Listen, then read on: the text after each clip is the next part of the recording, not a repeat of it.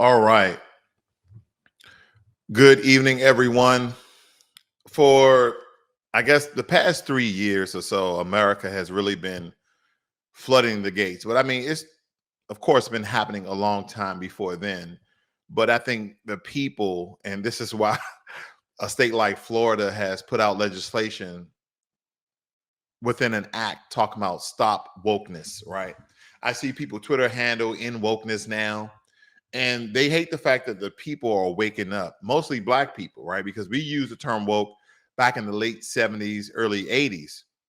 And people are being afraid that we are now becoming conscious of our situation. We're becoming conscious of the things that other people who are not citizens, who was not born on this land, actually have. America has become all access to everybody except for those who build it. That is the message here today, family. That is what I want you to take away from this video.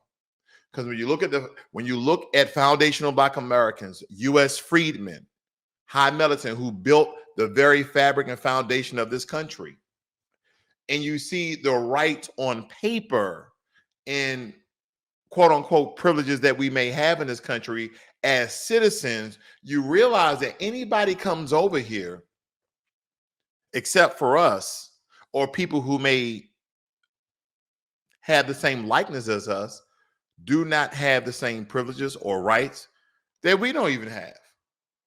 Now, family, first and foremost, let me just go right to this before I show my little video of Al Sharpton. But this is something I want to share with you guys. This story came out stating that the U.S. paid Haiti to take back their migrants, to take back their immigrants. They had over 13,000 immigrants in one of the southern borders of Texas, right? And it's funny because Biden denies that he paid the Haitian government to take back their immigrants. And why would this be a big thing? Because he has paid no other government to take back their immigrants, like Venezuela or Guatemala or Cuba or Mexico. None of these. They have paid none of these other countries millions of dollars to say, oh, we're going to help with your asylum seekers. Because if that was the case, family, you guys remember this? Tell me if you remember this. In southern Mexico, a seemingly endless stream of people making their way on foot towards the United States. Men, women, and children walking through pouring rain and sweltering heat. They come from across Latin America, places like Venezuela, Cuba, So and here's Colombia. the thing. Some of you are probably asking yourself, wow, thousands of these people, we're talking about hundreds of thousands of people who are literally walking through rainforests and jungles to get to America. And most of you are going to come up with a conclusion, oh, for opportunities, for jobs. Now, here's my thing, family. America has a foreign spending budget where we actually give millions and billions of dollars to other countries. So here's my thing. If you have a natural export, like let's just take, for instance, because they're in Central America, that one of their largest natural exports is mangoes and bananas. Then the money that we give to these countries to subsidize them in a manner, why don't we help them build their infrastructure so they can start being an economic powerhouse like America? Well, it's kind of similar to the same thing we're kind of doing with China, with the embargoes, with the tariffs and all these things, because we do not want China to be more powerful than us. My only question is, it's almost like we're in a race and we're both training, right? We're training for the big race. We're at the Olympics, America against Panama, right? And we're trying to be the best. So instead of us being on the same starting line and us racing and see who wins naturally, I almost feel like America want to chop the legs off other countries that has a potential to compete with them in the global market, the global economic market. Because here's the thing, eventually America will become overran.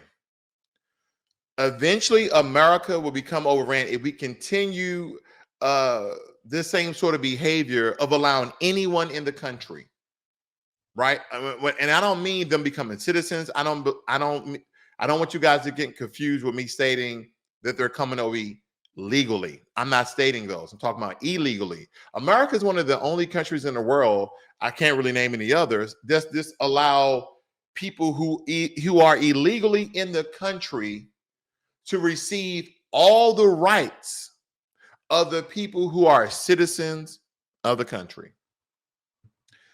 And believe me, family, I have combed through the Constitution. It's a nothing burger. I really thought that the Constitution would upheld the benefits and rights and privileges that you have as a natural born or naturalized citizen of these United States of America. That's what I really thought. That's what I really thought. But let me tell you, family, you would think that all these countries are destitute and poverty stricken. What if I tell you that people are coming over here for different reasons? What if I told you that some of these migrants who may not be doing particularly bad in their countries financially, they're coming over here for different reasons? I wonder why. I wonder what it is. All with the same goal, immigration to the U.S. We left Colombia because of the homophobia.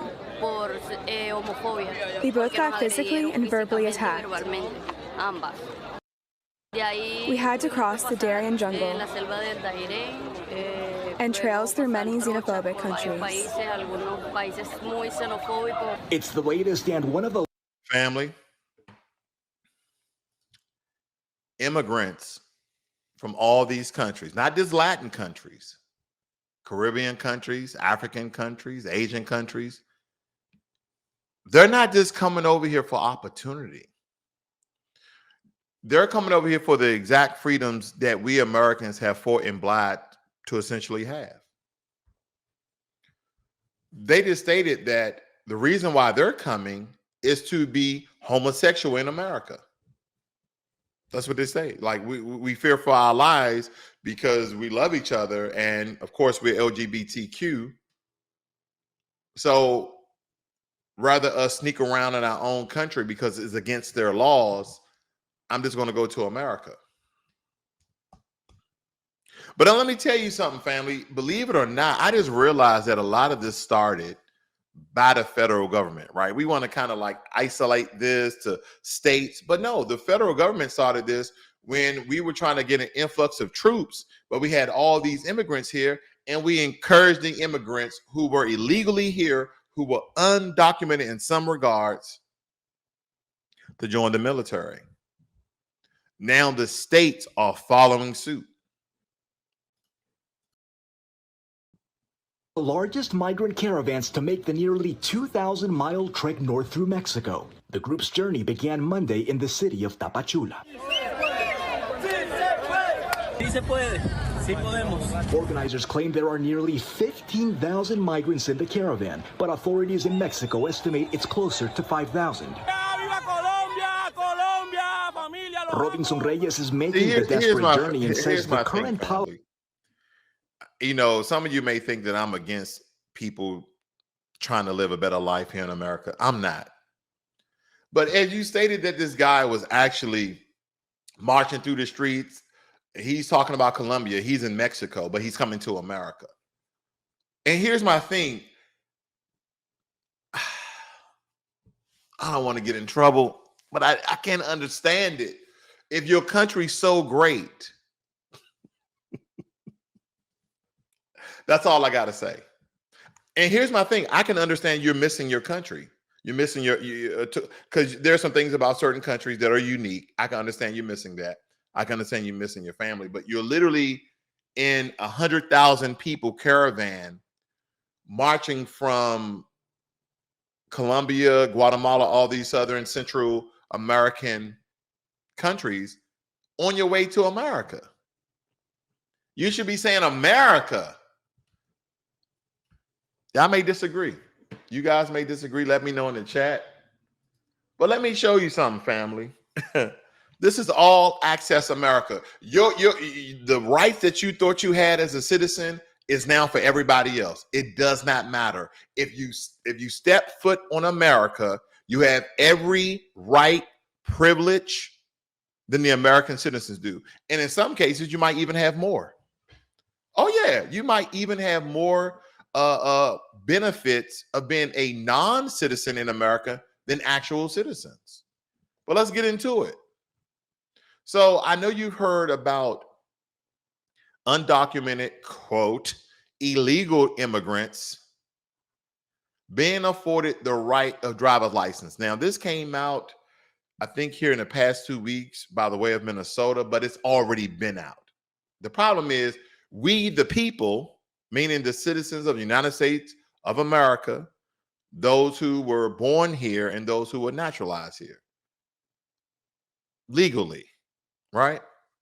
Well, it states here that California, Colorado, Connecticut, Delaware, Hawaii, Illinois, Maryland, Massachusetts, Nevada, New Jersey, New Mexico, New York, Oregon, Rhode Island, Utah, Vermont, Virginia, and Washington State issue a license if the applicant provides certain documentation, such as a foreign birth certificate, foreign passport, consular card, and evidence of current residency in the state. Family,